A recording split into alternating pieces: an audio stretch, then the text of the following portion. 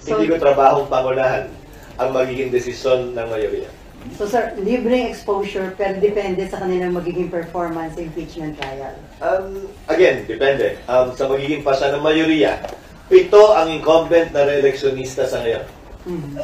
Pero sir, ano yung general sentiments ng mga senators? Kasi ilan yung mga nakausap namin, hanggat maaari, ayaw din nila na magkaroon ng impeachment. Well, ang political na prosesong alam ko sa Pilipinas ay dalawa lamang. Election at impeachment. Pag sinabi mong political process, may kanya-kanyang opinion tayo, nagkukumbinsiyan tayo, magkakaiba tayo ng pananaw, at ako pagmumulan ito ng pagkakahati-hati natin.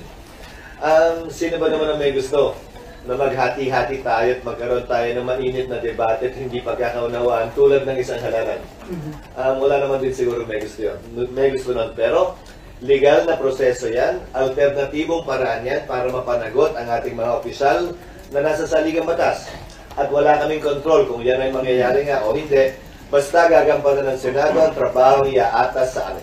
Sir, dun sa inyong i-adapt na rules, it's either i-adapt nyo yung existing o kaya magkaroon kayo ng amendments. Isa dun sa pag-uusapan nyo, kailangan nyo magsuot ng robe o talagang yun under the Constitution? Wala sa konstitusyon yung pagsusuot ng robe, pero dahil nasimula na yun, malamang yun na rin yun. At siguro isa na yun sa pinakamaliit na issue na kailangan naming pagdaanan at malampasan. Kung magsusuot at kung anong kulay yun. Maliit na bagay na lang siguro yun. Kasi may concern Senator Nancy dun sa kulay, sir, ng robe. Anyway, Mean? Sir, balik lang ako dun sa mga re-electionists. Hindi ba parang lugi sila, sir, kung matuloy itong impeachment? Hindi nga sila masyadong makakaikot, sir. Hindi ito question ng lugi o lamang. Question ito ng legal na proseso tungkulin na dapat gampanan ng Senado kung mangyayari nga. At hindi rin para sa akin sabihin, lugi o lamang sila dito. Pagdating sa trabaho at tungkulin, lamang man o lugi, dapat namin gawin at gampanan yan. May mga nakikiusap ba by now, sir, na mga re-electionists na kung pwedeng patapos sila muna yung... May ganun bang concern, sir? Among your colleagues? Wala pang nagtanong at lumapit sa akin kaugnay ng bagay na yan dahil alam naman nilang labas at hindi kasama sa kapangyarihan o labas sa kamay namin. Yung pagpapasya, kung may iyahain nga ba sa amin o wala. Wala kaming impluensya, karapatan o pakialam doon. Sir, isa na lang. Just in case umakyat dito, babaguhin niyo ulit lahat ng rules. Tama ba, sir? Hindi siya parehas sa corona impeachment. Posibleng baguhin, posibleng i-adapt lahat. Ang problema lang, pag babaguhin namin o may babaguhin kami, kailangan namin i-publish muli. At magkakos yun ng konting panahon. Ilang days, sir? Depende. Hindi siya pwedeng immediately executory sang-ayon sa desisyon ng Korte Suprema. 15 days upon the completion of its publication. So may ganong klaseng mga konsiderasyon kung may babaguhin sa rules. Depende kung gaano ka-substantive o procedural man yung rules. And then pag-usapan niyo rin, sir, sa regular session, yung pag-amend or pag-adapt ng existing rules sa impeachment? Hindi. Impeachment court ang magpapasya nun. So magkukonvene na kayo as impeachment Dapat court? mag-convene kami para mapag-usapan yun. At bago kami mag-convene, kailangan namin lahat sumumpa bilang mga miyembro ng impeachment court. Pero hindi namin gagawin yun kung wala namang inihahain pa sa amin. Sir, okay. Sir, yung 15 days, kailangan siya publish 15 days, tsaka kayo mag-start ng hearing. Hindi.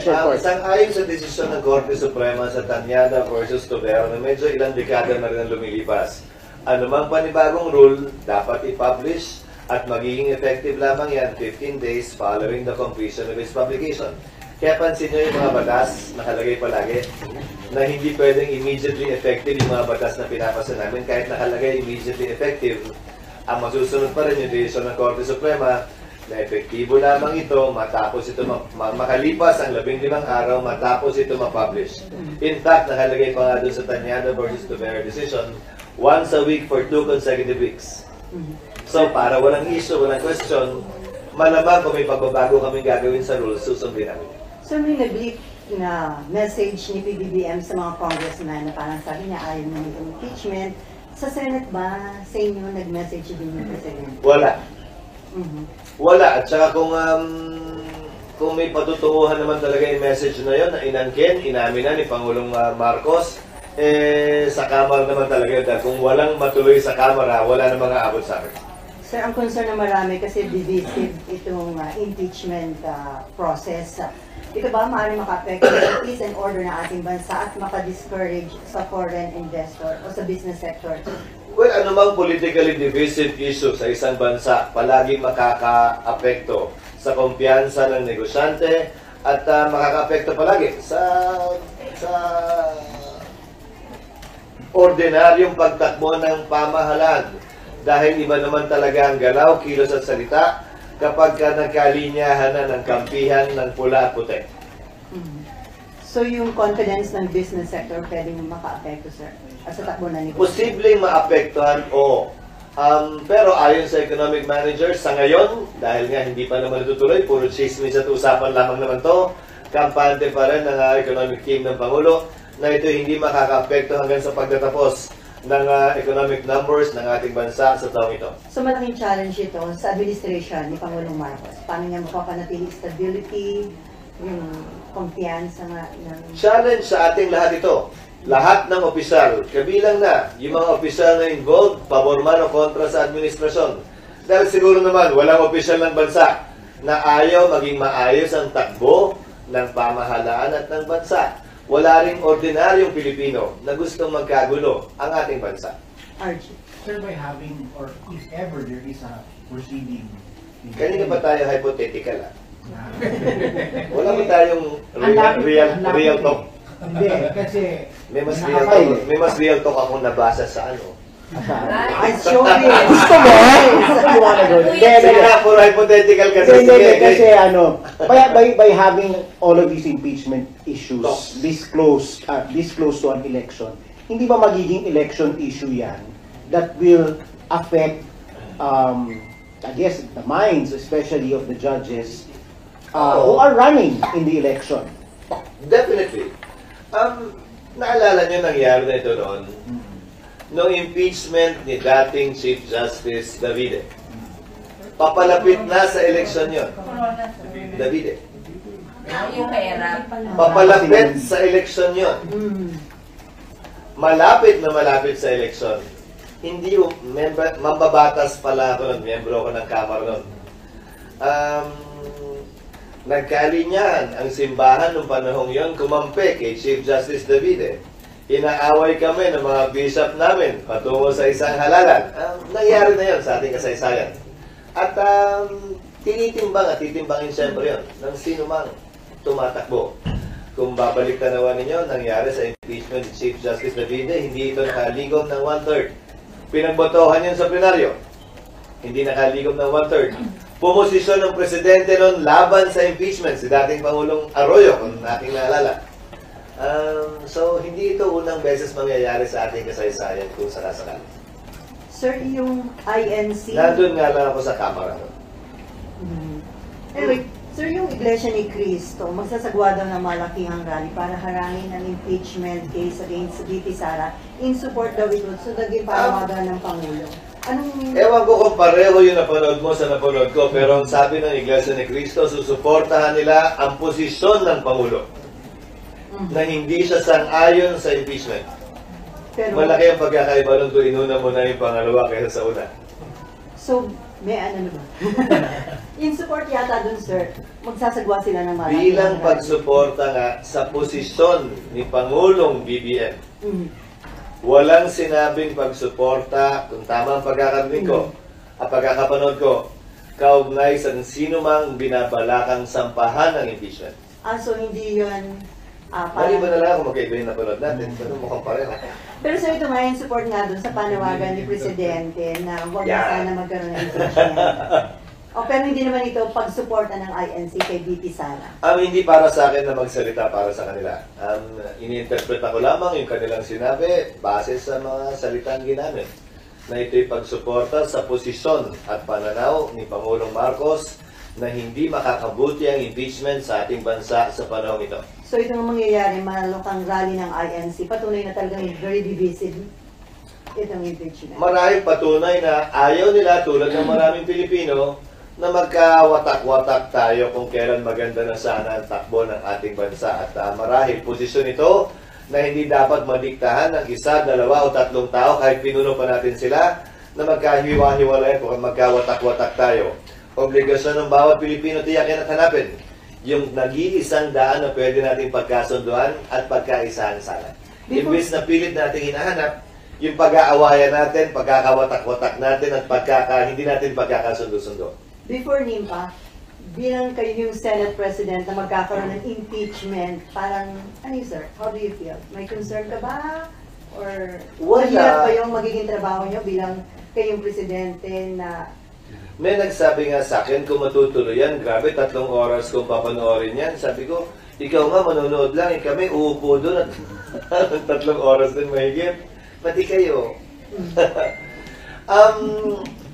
Trabaho ang tingin ko rito, kung dumating man, haharapin namin.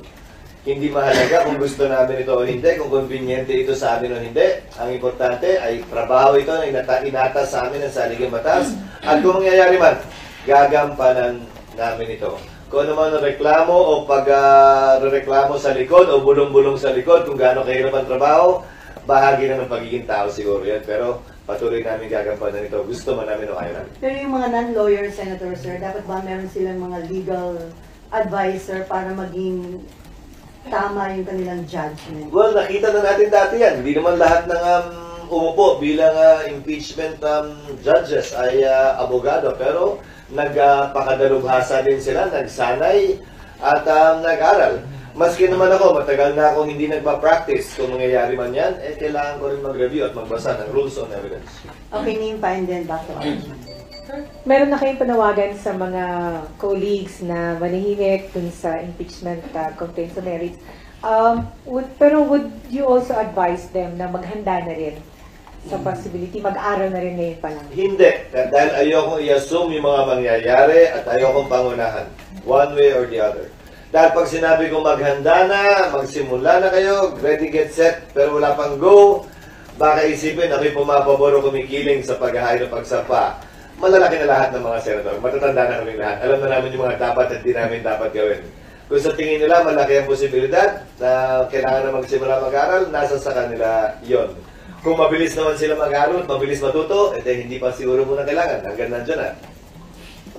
Pero sa based dun sa, hindi ko alam kung tama doon i-base, pero based dun sa naging boto or decision ng House sa budget ng OVP, can you surmise from there na malamang-lamang na lumusot yung impeachment complaint? Ayoko pangunahan ang desisyon ng Kamara. At hindi ito pwedeng ibase sa naging desisyon sa budget ng OVP. Dahil political nga na proseso ito, nagsalita ang presidente at political head ng karamihan ng mga partido sa Kamara. So, kailangan din nilang timbangin yun at hindi pwedeng gamitin basehan yung naunang botohan.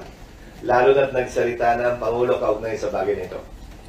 And then, sir, lagi sinasabi na magiging dahilan to ng pagkakawatak-watak, kapos kayo sa oras, but paano nyo, how can we hold the Vice President accountable dun sa paggamit ng confidential funds? Would it help na magsalita na siya, mag-explain na nga naman? Kasi paligoy-ligoy, sir, yung mga explanation. Pamanhin, pero hindi ko komentaryo yan dahil bahagi daw yan. Hindi ko pa nababasa. Nung ilan sa mga aligasyon laban sa kanya na inihain sa Kamara.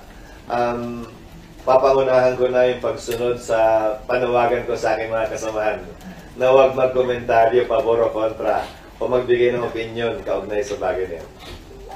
Pero so dahil ito'y political process, pwede talaga itong madaliin yung proseso? Walang kinalaman ng pagmamadali sa political process.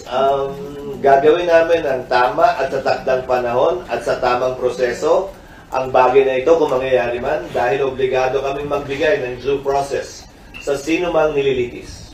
RG and then Mag. Ay, microphone. Sir, when the intramurals, political intramurals began, nag-call ka for the easing or the escalation of tensions.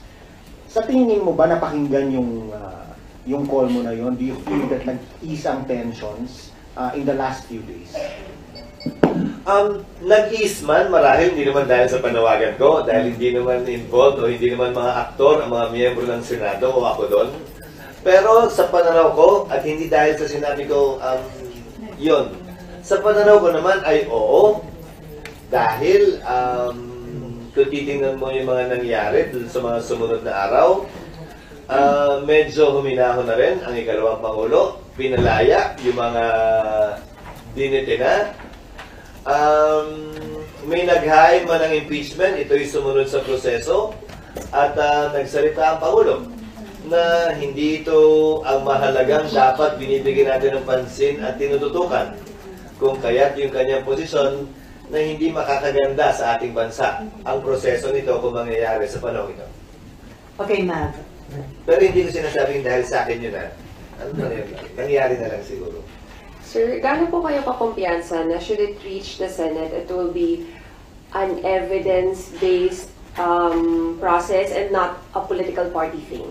As the presiding officer, I will make sure that the presentation of evidence will be allowed and given free, will flow freely.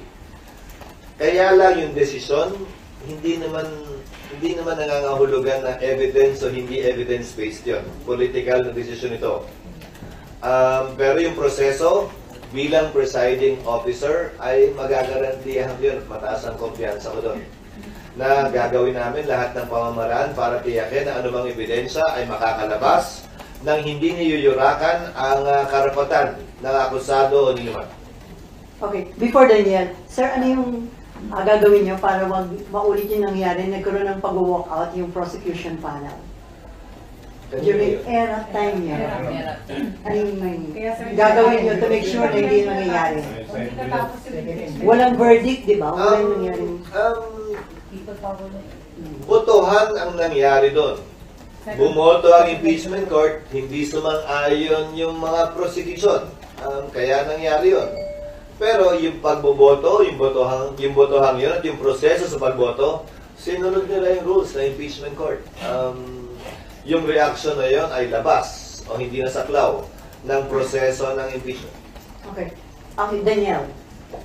Sir, good morning. Sir, yung mga senators, usually kayo, nakikinig talaga kayo sa public opinion. And tingin niyo ba, sir, kung sakali lang dumating dito yung impeachment, malaking factor din yun?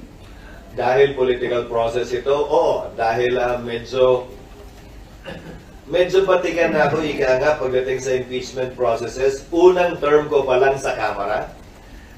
Alam niyo, bago mag-1998, bago ako pumasok sa Kongreso, noong 1998, hindi dahil dala ko yun, hindi naman nagagamit itong provision na to ng saligang batas, kung maalala nyo This is what they would call a dead letter law noon. Nagsimulan gamitin ang impeachment 1998 muli, matapos ang 1987 Constitution. Bago nun, di naman ginagamit yan May inihain laban kay dating Comelec Commissioner Luz Tangcaco, kung naalala nyo. Sinimulan ng isa pang impeachment laban sa dating Ombudsman, tapos kay Chief Justice Davide, tapos kay Pangulong Estrada. Kay Pangulong Estrada, tapos kay Chief Justice Davide, biglang nagamit na palagi yun. Sa karanasan ko, siyempre palaging apektado ang mga mambabatas sa Kamara man o sa Senado ng opinion ng ating mga kababayan na kailangan nilang timbangin din naman siyempre sa katotohanan at ebidensya na ipepresenta na sabay-sabay natin mapapanood. Hindi lang naman sila Pati kayo mapapanood dahil public hearing ito. At yung public opinion mababase sa ebidensya na labas. So hindi dahil gusto ko to bago nagsimula, ayaw ko to bago nagsimula, yun na yung dulo din nun. Nakita natin nagbabago yan. At pwedeng magbago depende sa presentasyon ng ebidensya at kung gaano nga ba kalakas ang ebidensya, pabor o kontra sa isang akusado. Okay, before Nimpa and Raymond, sir, since it is a political process, are you assurance? Pupunta ba tayo dun sa realistic naman? Wala. Political tayo talaga. Sir, political process, ano yung assurance na magiging independent lahat ang mga senador bilang impeachment judge? Nakalagay sa rules namin. Walang outside forces na mga ka-influensya. Nakalagay sa rules namin na bagaman ito'y prosesong politikal, hinihiling sa mga miyembro ng Senado ang tinatawag na political neutrality. At dinefine ang political neutrality na hindi ito dapat maapektuhan ng iyong partido, paniniwala o pinanggalingang grupo bago nagsimula ang proseso. Maliwanag sa rules namin yon. At magsisilbing giya dapat yan sa aming lahat. So, during the impeachment trial, dapat ba yung mga impeachment judge walang kumakausap sa kanila from Ang side of... kanya-kanya na yun eh. Kanya-kanya na yun. Pero ang magiging payo ko siguro, kung may kakausapin man sila, siguraduhin nilang kakausapin na nila lahat. Pag kinausap nila si Juan, dapat kausapin na rin nila si Pedro. Kung wala silang kakausapin, hindi wala silang kausapin, nasa sa kanila yun. Para hindi sila mabahiro na mabigyan ng kulay. Pero kung magsisimula silang kumausap ng isang panig, dapat bigyan din nila ng pantay na pagkakataon yung kabilang panig na makausap din sila. Kahit sa mga kaso, Amerika man, sa Europa o sa ating bansa, hindi naman bawal kausapin ang huwes. Lalo na kung nagkataon lang na nakita kayo. Basta bukas ka rin, makipag-usap kung nagkataon nakita din kayo sa anumang panig. Anyway, Nympha, and then Raymond, and then Camille. Sir, ito realistic. Realistic. Ay, no comment ako doon. Hindi ko wala akong alam doon. So, yun sa OVP budget, balik ko lang. Kasi isa yun sa contentious issues, diba, sa 2025 budget. Pwede bang i-gauge doon sa magiging decision ng Congress yung posibleng kahinatnan ng pagpapa-impeach kay Vice President? Kasi Senate and House ang magde-decide doon eh. Hindi. Hindi naman pinagbobotohan yun at walang 2/3 doon. Walang 1/3 doon. Consensus ito para makapagpasa ng batas. Hanggat maaari, di ba, anumang desisyon ng Kongreso o ng Senado o ng Paikaman ay consensus ito. Hindi mo man nakuha lahat ng gusto mo, parte lamang, hanggat maaari consensus na lamang imbis na botohan. Huling option palagi ang botohan. Pero, sir, bakit mag-gauge pa rin doon who's and how many are for the Vice President? Opinion at interpretasyon yun na yan. Hindi ko titingnan ng gano'n yan. And then, sir, kailan kayo mag-uumpisang maghanda? Kailan yung dapat na mag-uumpisang maghanda ang Senate sa impeachment trial? Pag naihain na sa amin. Dahil pag naihain na sa amin, may proseso pa rin naman kami kailangan pagdaanan. Mga 2 hanggang 3 linggo yung prosesong yon. So may sapat na panahon. So until then, wala kayong movement, wala kayong meeting at all? Wala. Wala akong balak gawin yon bilang paghahanda dahil baka sabihin presumptuous kami, pinangungunahan namin, o may alam kaming hindi nyo alam. Parang judge lang naman yan eh. Hindi naman niya pwedeng i-assume na may kasong may sasampa sa kanyang korte.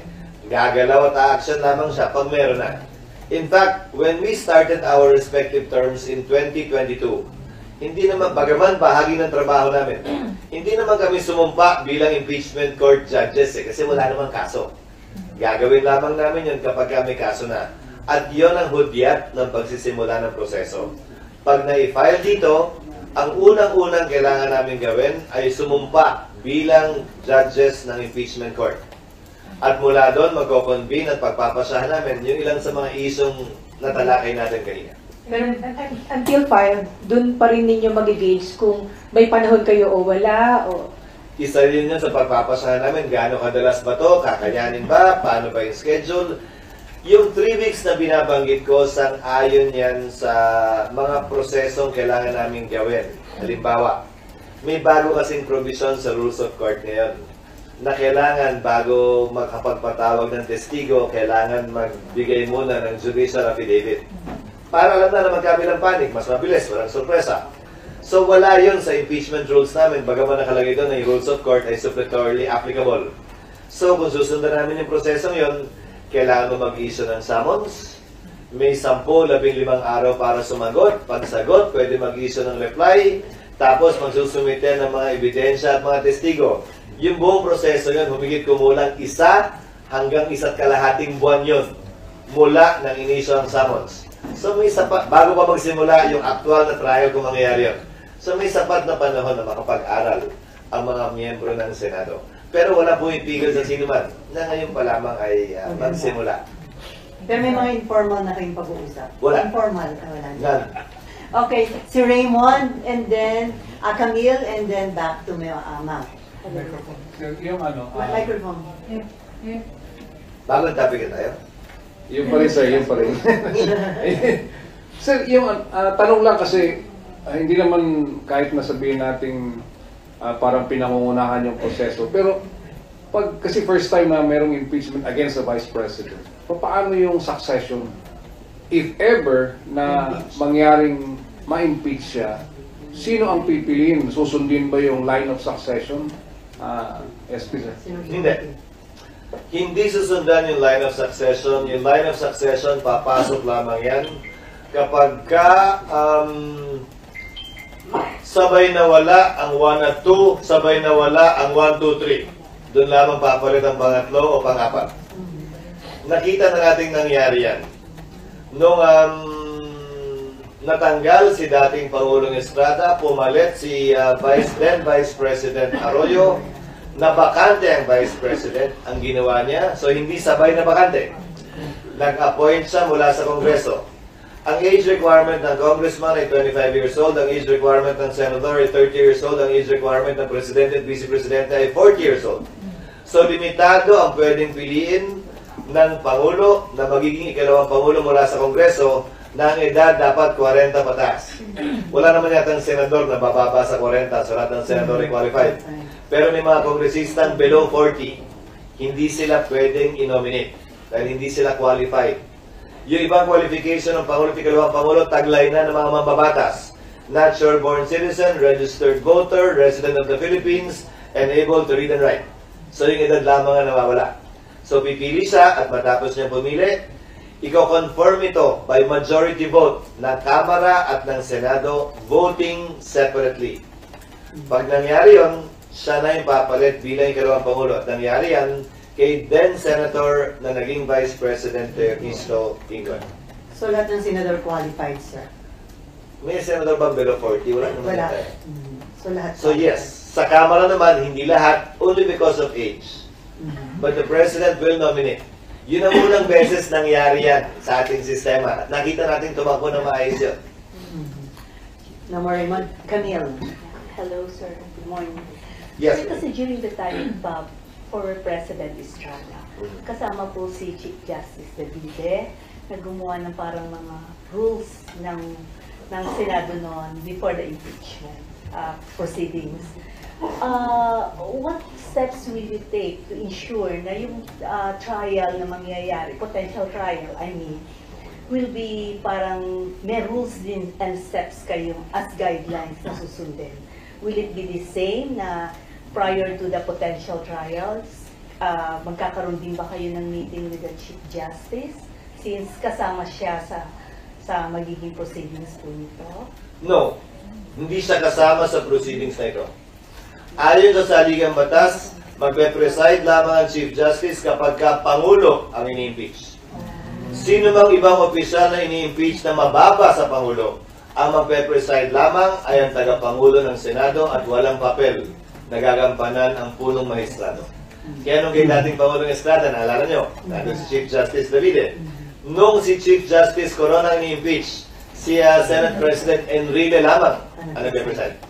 So, nakita na rin natin yan, nangyari. Okay, ma'am.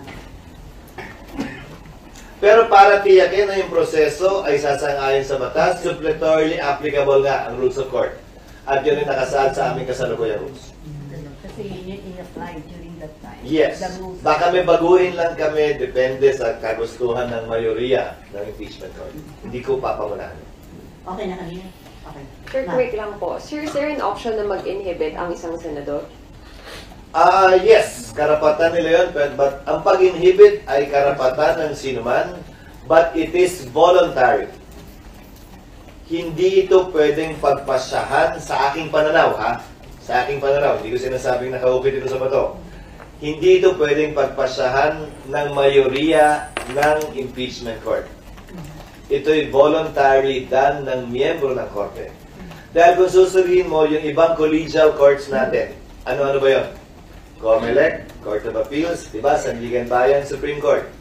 Kapag may pinapa-inhibit na maestrado, magpa-file ng motion yung korte, yung isa sa mga partido sa kaso, pero personal na desisyon yon nung maestrado, kung mag-i-inhibit siya o hindi. Hindi yan pinagpapasahan ng kabuuan ng Supreme Court, Court of Appeals, Sandigan Bayan o COMELEC kung tatanggalin nga ba doon sa kasong yon ang isang miyembro nila. So by analogy, yun ang nakikita kong magiging proseso niya. Any member can inhibit, but he or she has to decide on that voluntarily, on his own, on her own. Sir, yung day-to-day impeachment trial, may oras ba yun o pwedeng one to sawa? Depende sa pagkakasunduan ng mayoriya. Mas gusto ko na malaman kasagutan mula doon ay may oras pa ba kaming mabibigay para magtalakay ng mga makabuluhang panukalang batas na kinakailangan at pwede pa namin mahabol bago kami mag-adjourn. Walang pagbabawal doon sa impeachment rules at obligado kami mag-resume ng sesyon lalo na matapos ang recess. Kung hindi pwedeng mag-session din ang Kamara. Okay. In fact, about impeachment na rin. Okay. At tungkol na sa ano? Sa mas exciting na mga bagay? Ayoko Sir, postponement ng BARM. Yung BARM, sir, nasa na yung bill para i-postpone yung BARM elections? Nasa committee pa din. Dinidinig pa. Pag sir, may time pa ba kayo? But kasi sir, nagpe-prepare na rin yung COMELEC. Ang concern nila, magagastusan na sila sa pag-prepare kasi wala silang choice but to prepare. Dapat lang naman talaga mag-prepare sila dahil wala namang batas na pinapospone ito. Kaya na sir, so how soon can you decide on the bill? Tila hindi naman ito isang bagay na minamadali sa ngayon dahil ang Kamara sa pagkakaalam ko hindi pa naghihiring dito. Sa pagkakaalam ko So, anong malapit? Sinasabi ko lang, hindi pa sila naghihiring dito, so walang rason para madaliin ito ng chairman ng committee on, ano ba nag-handle yan? Local government. Ni Senator JD. So matutuloy ang BARM elections kung hindi ma-approve yung proposed bill niyo, sir? Yun naman talaga yung estado ng batas eh. Pag hindi pinaspon, edi tuloy. Pag walang batas na nagpo-postpone, edi tuloy. So hindi pwedeng i-assume ng COMELEC dahil lamang sa mga salitang binitiwan ni Numan na ito'y mapopospone hanggat walang batas. Pero sir, di ba sir, request ito ng Malacanang para ipopostpone yun to resolve the legal issues? So, ulitin ko, sa pagkakaalam ko, hindi pa nagdidinig ang Kamara dito, so walang dahilan para sa lahat naman ng bill na mauuna pa ang Senadong ipasa, di ba? Ba't yan pa? This is mostly a local bill. Kaya nga committee on local government, di ba? Local bill naman talaga ito na dapat magmula sa Kamara at matapos muna ng Kamara bago ito matalakay ng Senado. So nakasalalay sir sa nakasalalay sa Malacanang sir yung pananawagan sa House and Senate. Hindi nakasalalay sa Kamara. Ayoko sabihin nakasalalay sa Malacanang. Dahil may sariling proseso naman ng Kamara. So, hindi ka, local bill ito, kahit matapos sa komite, i-refer lang ito sa Committee on Rules. Hindi ito ma-report out hanggang walang pinapasa ang Kamara nakarating na sa amin sa plenaryo. So, walang rason para madalhin ito sa ngayon sa komite. Sir, si Senator Juan Miguel Zubiri na siya yung author-sponsor ng Bangsamoro Organic Law. Sabi niya, plano niya mag-file ng bill next week na gusto niya mag-conduct ng plebiscito sa Sulu. Dahil mukhang karamihan ng mga taga-Sulu ay gusto pa rin na maging part ng Bangsamoro Autonomous Region. Well, kailangan pag-aralan niya ng Senado at ng Kamara dahil yan mismo yung laman ng desisyon ng Korte Suprema. Hindi daw po pwede na ilang beses mong tatanungin hanggang manalo sa plebiscito ang isang probinsya. Yan mismo yung desisyon ng Korte Suprema nung tinanggal niya ang Sulu sa BARM. May opt-in, sir. Ano? May opt-in provision. So, pwede pang bumalik talaga, sir. Ang tanong ko nga sa inyo, bakit may opt-in at walang opt-out? Lahat ng pinasang BARM laws, lahat may opt-in, walang opt-out. Isa yan sa mga kinwestiyon doon sa desisyon ng Korte Suprema. So, Titingnan lang namin kung babagay at hindi yan lalabag sa naging desisyon ng Korte Suprema na pinal na ngayon. Kasi syempre, nagsabi na silang hindi tama yung pinasa naming batas, di ba? Ba't namin uulitin pa yun? So, titiyakin lang namin na compliant yun sa desisyon ng Korte Suprema. Yun ang pag-aaralan na titingnan namin. Although yung comment yata nagsabi mo kung wala na rin tayo magsagawa ng plebiscito. Oo, hindi na rin naabot, pero ang pagpapasyang kailangan nilang gawin, pupunuan ba nila yung 7 seats mula sa Sulu o hindi? Sa 80 miyembro ng Bangsamoro Parliament, may 7 naka-allocate sa Sulu. Ang pagkakadinig ko na inclination ng mga miyembro ng BTA sa ngayon ay iiwanan nilang bakante yun. Dahil meron pa rin namang sapat na bilang o 73 para tumakbo yung Bangsamoro Parliament habang inaantabayanan nila kung ano yung magiging desisyon kaugnay sa lalawigan ng Sulu. Before Camille, sir, yung RAA, yung military agreement between Japan and Philippines, ano yung chance na magkabutungan bago kayo mag-break? Sisikapin namin magawa yun bago mag-break. Na-sponsor na Senator Amy, na-expect kong magkakaroon kami ng approval on second reading next week. Kung tatalakayin namin yung tulad ng bill para wala ng problema sa minority, pero kung talagang kinakailangan, pwede naman namin aprubahan ito sa pareho magkahiwalay na araw nang hindi naghihintay ng 3 days. Dahil treaty ratification ito. Pwede mong i-argue na ito'y hindi katulad ng isang batas. Pero para wala na ring issue, ginagawa na lang namin na parang bill, yung treaty. Pero kung kinakailangan, pwede naman namin hindi sundan o sundin yung mga ginawa sa nagdaang treaty dahil nagawa na rin namin ito sa ibang treaty na hindi hiwa-hiwalay na araw ang botohan. Sir, na-address na ba yung gray issue tungkol doon sa jurisdiction? Kasi sabi ni Senator Amy, alam yung problema na yun doon sa US, Philippines. I think na-address na yun dahil in-sponsor na ni Senator Amy yung RAA. Pangalawa, ang tratado hindi tulad ng bill na pwede mo pang amyendahan. Take it or leave it ito. Finish or not finish, pass your paper ito. Pabor ka o hindi. Yun lamang naman ang pag-uusapan at hindi ka pwede magmungkahin ng mga pagbabago, amendment dito sa napirmahan ng kasunduan. So, dito issue yun, may death penalty in Japan, tayo wala. Pagdating din nga sa... May death penalty in Japan, tayo wala. Kung may mag-commit ng criminal act. Kung may mag-commit man ng criminal act dito, criminal laws are territorial by nature. So kung saan ginawa yung krimen, yun ang batas na gagamitin laban sa lumabag sa batas. So hindi relevant kung may death penalty sila dahil ang pinag-uusapan natin RAA kung saan may mga sundalong Hapon na pupunta dito. Camille, and then yun pa ulit. Sir, another question. This is regarding during the time of UK Corona po.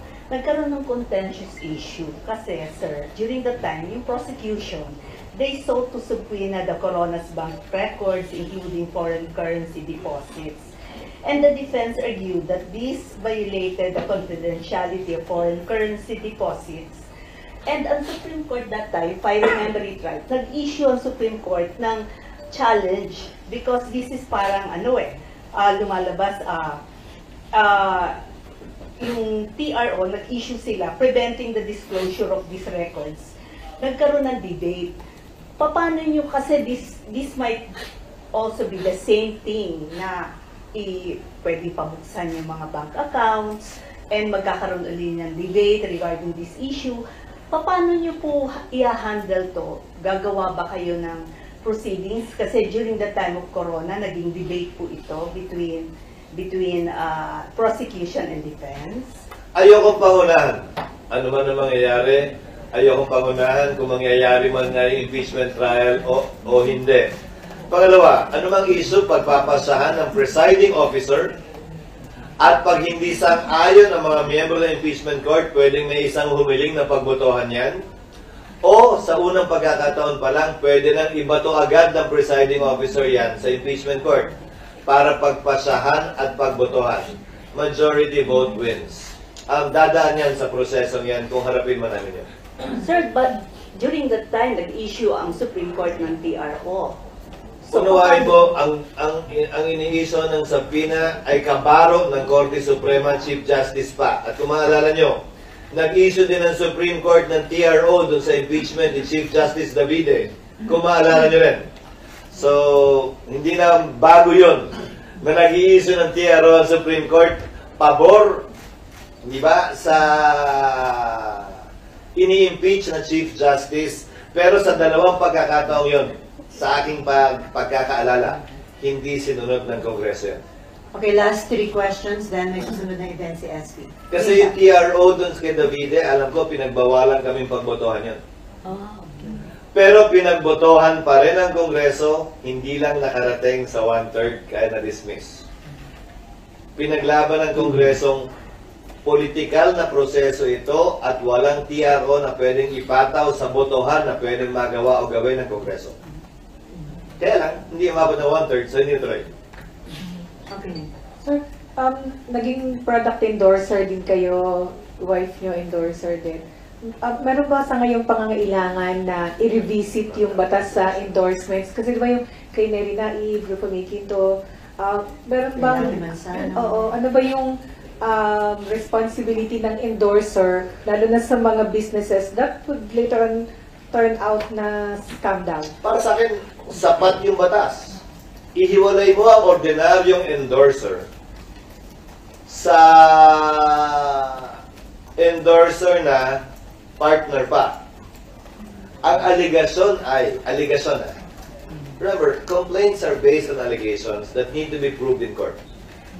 So, ang aligasyon ay, maliban sa endorser, partner, bahagi, may kasama sa korporasyon o kumpanya. So, ang rason kung bakit sila kinakasuhan, hindi dahil endorser sila. Dahil bahagi sila, di umano, ng kumpanya.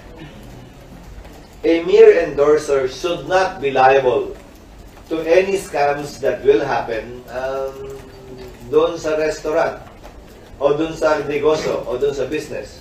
Halimbawa, i-endorse mo isa sa mga fast food chains. May na food poisoning sa isang branch na franchisee ang may-ari. So, maraming issue yun. Sino may kasalanan? Yung franchisee, pati ba yung mother company, may kasalanan yung franchisee yun. May common commissary ba sila? May malimbang ginawa? Nanggaling ba dun sa commissary mismo yung nakapag-food poisoning? Klaro sa kaso yun, walang kinalaman yung endorser doon.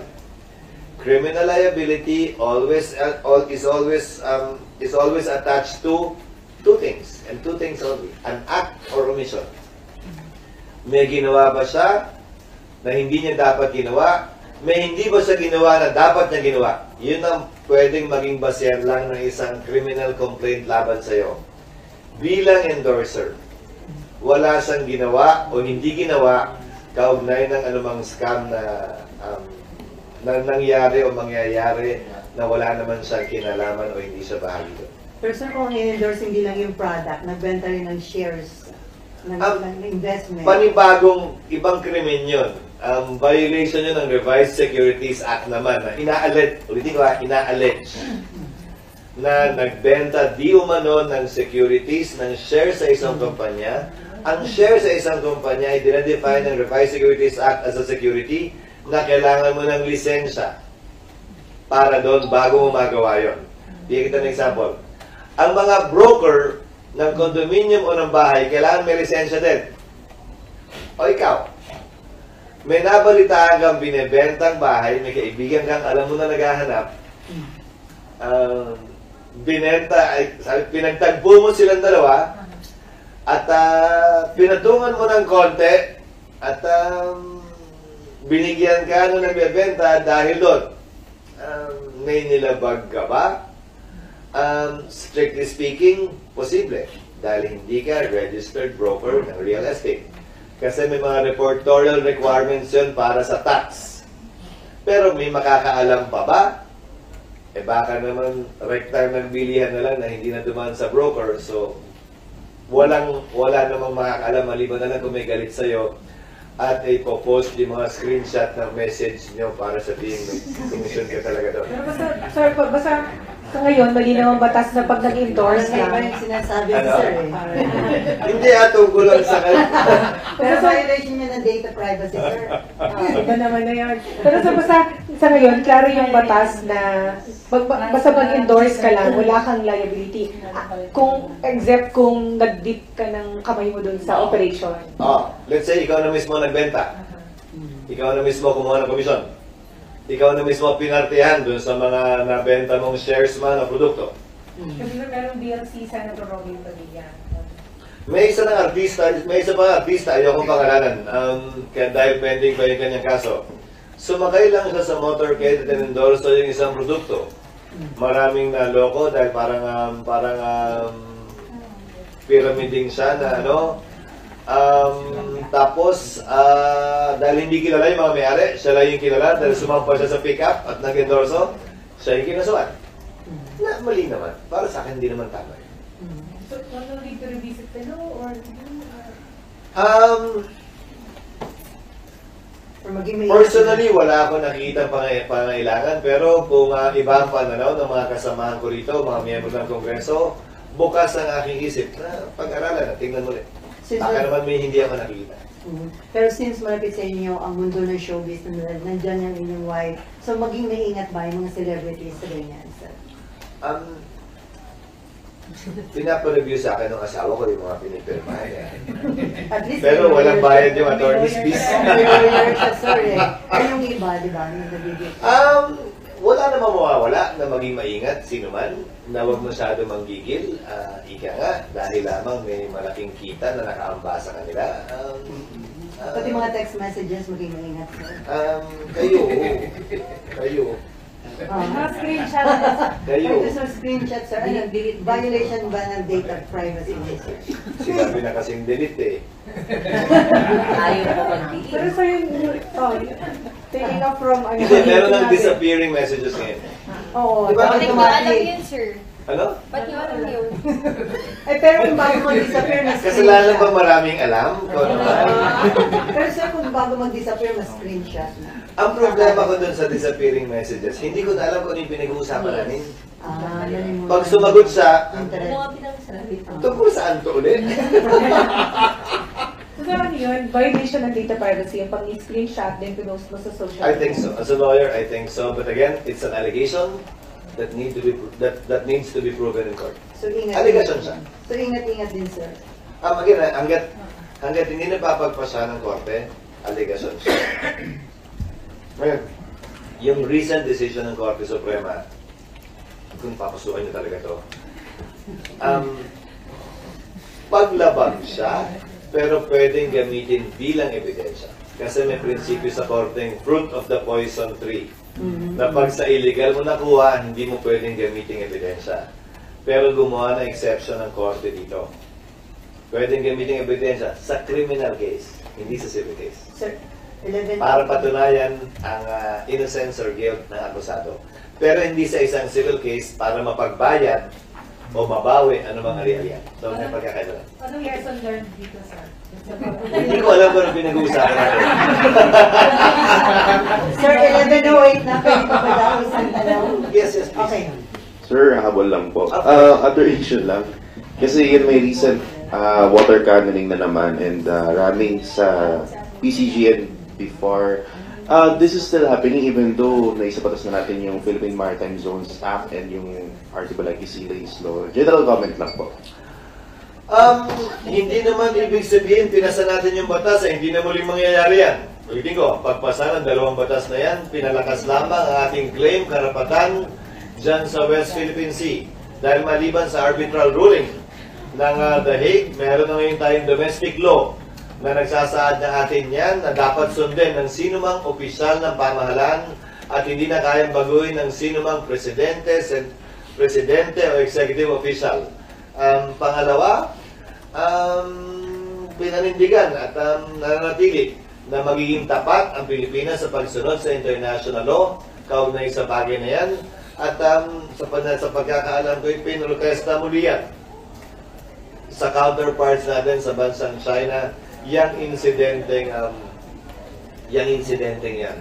Para sa akin, kakampi natin ang karamihan ng mga bansa sa mundo sa isyong ito at panatilihin lamang natin yung ating pagiging composed sa isyong ito at huwag nating simulan o payagang manggaling sa atin anumang init, anumang pagmumula ng away na posible kahigatan ng isang yan. Okay, on that note, thank you so much, Senate President Chis.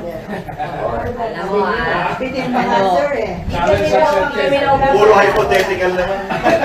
Thank you, sir, and Merry Christmas.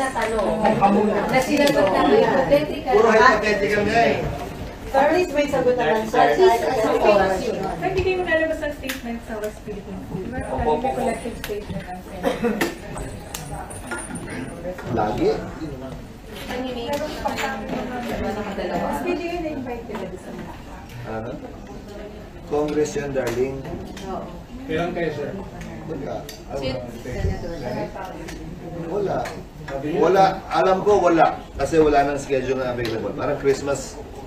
Usually may Christmas gathering with the President and Senators pero wala nang schedule na. Parang na letter. Ano na?